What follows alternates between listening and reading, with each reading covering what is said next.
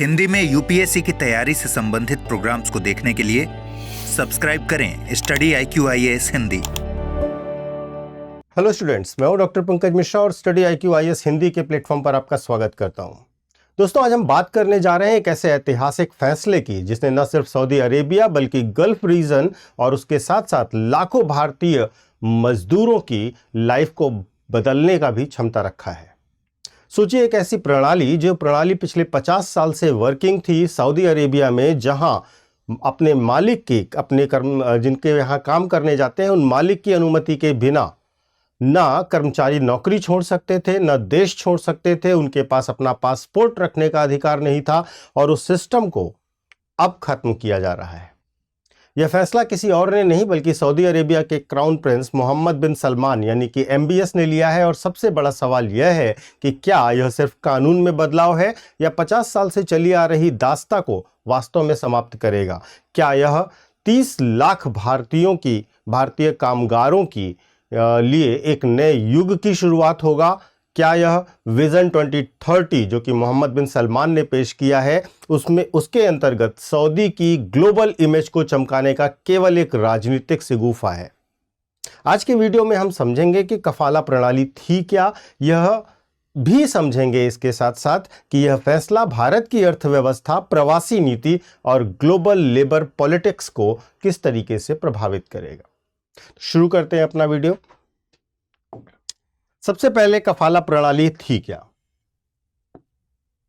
देखिए, कफाला प्रणाली कोई साधारण श्रम नीति नहीं थी, कोई एक बेसिक लेबर पॉलिसी नहीं थी। यह एक ऐसी व्यवस्था थी जहां एक इंसान की पूरी जिंदगी पर पूरा का पूरा नियंत्रण होता था नियोक्ता के हाथ में, जो उसे जॉब दे रहा है। कफाला सिस्टम के अंतर्गत कोई भी विदेशी कामगार, जैसे भारतीय हो, नेपाली हो, पाकिस्तानी हो या फिलिपिनो हो, वो अपनी नौकरी स्वयं नहीं चुन सकता था। उसका पासपोर्ट नियोक्ता, जिसको हम काफिल कहते हैं, के पास रहता था। कामगार बिना इजाजत के नौकरी नहीं छोड़ सकता था, नहीं तो उसे गिरफ्तार कर लिया जाता था या डिपोर्ट कर दिया जाता था। जॉब बदलना लगभग असंभव था। कामगार को मालिक की नो ऑब्जेक्शन सर्टिफिकेट लेनी पड़ती थी, NOC लेनी पड़ती थी। उसके बाद ही उसे कोई और जॉब स्विच करने का मौका मिलता था। अगर मालिक नाराज हो गया है तो आप समझिए कि कामगार बेरोजगार होते ही उस देश में इल्लीगल इमिग्रेंट घोषित कर दिया जाता था। यानी इंसान नौकरी कर रहा था पर अपने पास अपनी जिंदगी का कोई अधिकार उसका नहीं था। इससे भी बड़ा तथ्य है कि यह पूरा सिस्टम लगभग 50 सालों से सऊदी अरेबिया में चल रहा था। 1.34 करोड़ विदेशी कामगार इसी व्यवस्था के अंतर्गत सऊदी में काम कर रहे थे। इनमें करीब 30 लाख भारतीय निवासी हैं, भारतीय नागरिक हैं। संयुक्त राष्ट्र संघ की अगर हम बात करें या अंतर्राष्ट्रीय लेबर ऑर्गेनाइजेशन की बात करें, ILO की बात करें, तो इसे मॉडर्न डे स्लेवरी की श्रेणी में UN और ILO ने रखा हुआ था। तो प्रश्न ये उठता है कि अभी ऐसा क्या हुआ, क्यों यह सिस्टम खत्म किया गया? इसके कई सारे कारण हैं। कुछ प्रमुख कारणों को समझते हैं। देखिए, इतना बड़ा फैसला अचानक नहीं लिया जाता है। क्राउन प्रिंस जो है MBS मोहम्मद बिन सलमान, उन्होंने कफाला सिस्टम को खत्म करने के लिए जो कदम उठाया उसको एक रणनीतिक कदम देखा जा रहा है, जिसका उद्देश्य केवल श्रमिकों को आज़ादी देना नहीं है बल्कि पूरे सऊदी अरब की अर्थव्यवस्था, छवि और भविष्य को नया रूप देना है। देखिए, सबसे पहला रीजन जो बड़ा दिखाई देता है वो है विजन 2030, जो सऊदी का नया सपना है। वास्तव में MBS ने 2030 के विजन को लॉन्च किया, जिसका उद्देश्य यह था कि सऊदी की अर्थव्यवस्था को ऑयल निर्भरता से हटाकर डाइवर्सिफाई करना, यानी कि अलग अलग सेक्टर्स में भी ग्रोथ को देखना। और इसीलिए दुनिया भर के सारे स्किल्ड लेबर की उन्हें जरूरत थी, फॉरेन इन्वेस्टर्स की जरूरत थी और ग्लोबल कंपनीज को अट्रैक्ट करना था। और इसके लिए चाहिए थे नॉर्मल ह्यूमन लेबर लॉस, और ये एक बड़ा कदम इस दिशा में दिखता है। दूसरा जो बड़ा कारण दिखता है वह कारण है ग्लोबल प्रेशर और ह्यूमन राइट्स इश्यू। देखिए, यूनाइटेड नेशंस हो, UN कांग्रेस हो, यूरोपियन यूनियन हो, US की कांग्रेस हो, सभी लगातार सऊदी पर दबाव बना रहे थे कि आप अपने लेबर को अगर राइट्स नहीं देंगे तो हम सऊदी पर आर्थिक पाबंदियां और सख्त करेंगे। सऊदी पर FIFA world cup, tourism and foreign investment projects, ये सब लेने के दबाव थे और ये सब उसके प्रोजेक्ट्स दांव पर लग चुके थे। कफाला खत्म करके MBS ने पूरी दुनिया को यह संदेश दिया कि सऊदी अब मॉडर्न और रिफॉर्मिस्ट नेशन है, ओल्ड एज की तरह वो परफॉर्म नहीं करने वाला। तीसरा, इकोनॉमी को ऑयल से आगे ले जाना। जैसा मैंने आपको बताया, वो इकोनॉमी को डाइवर्सिफाई करना चाहते हैं, जैसे कि टेक्स सेक्टर में, हेल्थ केयर के सेक्टर में, टूरिज्म के सेक्टर में। इन इंडस्ट्रीज को ग्लोबल टैलेंट चाहिए और उस ग्लोबल टैलेंट के लिए स्किल्ड प्रोफेशनल देश में आने चाहिए, लेकिन अगर आप उन्हें राइट्स नहीं देंगे तो वो कभी भी सऊदी आने को तैयार नहीं होंगे। तो कफाला खत्म करके सऊदी ने अपनी ग्लोबल वर्कफोर्स के लिए रास्ता खोला है अपनी अर्थव्यवस्था में। और चौथा बड़ा कारण है अरब दुनिया में नेतृत्व की लड़ाई का। देखिए, यूएई और कतर की अगर हम बात करें तो इन्होंने बहुत पहले से लेबर रिफॉर्म्स कर दिए हैं। सऊदी अगर पीछे रह जाएगा तो रीजनल लीडरशिप में वो हमेशा पीछे ही रहेगा। तो एमबीएस ने एक बोल्ड डिसीजन लिया है ताकि सऊदी फिर से leader of the Arab world बन सके। अब आगे बढ़ते हुए हम ये देखेंगे कि 30 लाख भारतीय कामगारों पर इसका क्या असर पड़ेगा। देखिए, सऊदी ने जो कफाला सिस्टम खत्म किया है उससे सीधे तौर पर भारत के लिए भी बहुत बड़ा बेनिफिट है। इससे सऊदी में काम करने वाले भारतीय प्रवासियों की संख्या, चूंकि कुल प्रवासियों में भारतीय प्रवासी अगर देखे जाएं तो सबसे ज्यादा संख्या में सऊदी में काम करते हैं, उस पर बहुत बड़ा असर पड़ेगा। लगभग 30 लाख कर्मचारी वहां पर काम कर रहे हैं भारतीय। देखिए, इसे क्या क्या बदलेगा। सबसे पहली चीज, उन्हें जॉब चेंज करने की आज़ादी मिल जाएगी। पहले नौकरी छोड़ने के लिए उन्हें मालिक से इजाज़त लेनी होती थी, तभी वो नौकरी छोड़ सकते थे। अब एम्प्लॉयमेंट कॉन्ट्रैक्ट खत्म करके वे अपनी जॉब बदल सकते हैं और लीगल प्रोटेक्शन भी उन्हें दिया जाएगा। दूसरा, पासपोर्ट और ट्रैवल राइट्स भी उन्हें मिलेंगे। यानी कि पहले क्या होता था, पासपोर्ट मालिक के पास रहता था और बिना मालिक की अनुमति के वे देश नहीं छोड़ सकते थे।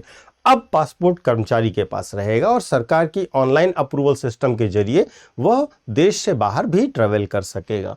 तीसरा, salary guarantee and legal rights भी अब मिलेंगे। मतलब पहले क्या है, जब कफाला सिस्टम चल रहा है तो वेतन अगर टाइम पे नहीं भी मिल रहा है तो आप कोर्ट नहीं जा पा रहे हैं। अभी क्या है, सऊदी में लेबर कोर्ट्स और डिजिटल प्लेटफॉर्म के जरिए इंडियन वर्कर्स को शिकायत करने का मौका मिलेगा, कंपनसेशन प्राप्त कर सकेंगे। तो इस तरीके से बहुत ही ह्यूमन तरीके के लेबर लॉज रिफॉर्म किए गए हैं। भारतीय अर्थव्यवस्था पर अगर हम इसके असर की बात करें तो भारत में 2023 में अगर हम बात करते हैं तो 8 लाख करोड़ रुपए का पैसा गल्फ कंट्रीज से केवल आया था फॉरेन रेमिटेंसेस के नाम पर। अब स्किल्ड वर्कफोर्स जब बेहतर अपॉर्चुनिटीज के लिए यहां पर जाएगी तो निश्चित तौर पर भारत की जो डिप्लोमेसी है वह भी बेहतरीन होगी, वह भी मजबूत होगी और भारत को फॉरेन रेमिटेंसेस भी ज़्यादा मिलेंगे। देखिए, सऊदी अरब ने 50 साल पुराने इस कफाला सिस्टम का अंत करने के लिए केवल ये इसको हम प्रशासनिक बदलाव के तौर पर नहीं देख सकते। यह इतिहास का वह पल है जहां पर दुनिया बदल रही है, सत्ता का मॉडल बदल रहा है। अरब अब गुलामी का नहीं, आधुनिकता का सिंबल बनने की कोशिश कर रहा है। यह फैसला कफाला सिस्टम को खत्म करने का 3 बड़े मैसेजेस रखता है। पहला मैसेज यह है कि प्रवासी मजदूरों को गुलाम नहीं माना जाएगा, उन्हें सम्मानित श्रमिक माना जाएगा। दूसरा बड़ा इंडिकेशन जो है वो 30 लाख भारतीयों के जीवन में वास्तविक बदलाव की संभावना खुल गई है। और तीसरा बड़ा जो संदेश है कि मोहम्मद बिन सलमान खुद को सिर्फ एक राजकुमार नहीं बल्कि आधुनिक युग के सुधारक नेता यानी कि रिफॉर्मिस्ट लीडर के रूप में स्थापित करने में सफल हो रहे हैं।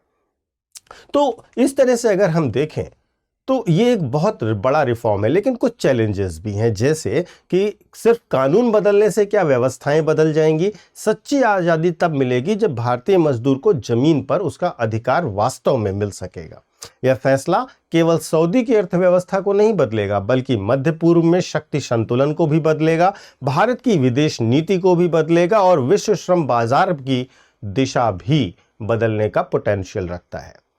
आप भी अपनी राय अवश्य दीजिएगा कि क्या आप मानते हैं कि इस तरीके के श्रम कानून जो लेबर फ्रेंडली नहीं हैं उनको खत्म करना वास्तव में सऊदी अरब के नए वैश्विक लीडर बनने की दिशा में एक महत्वपूर्ण कदम है या नहीं है।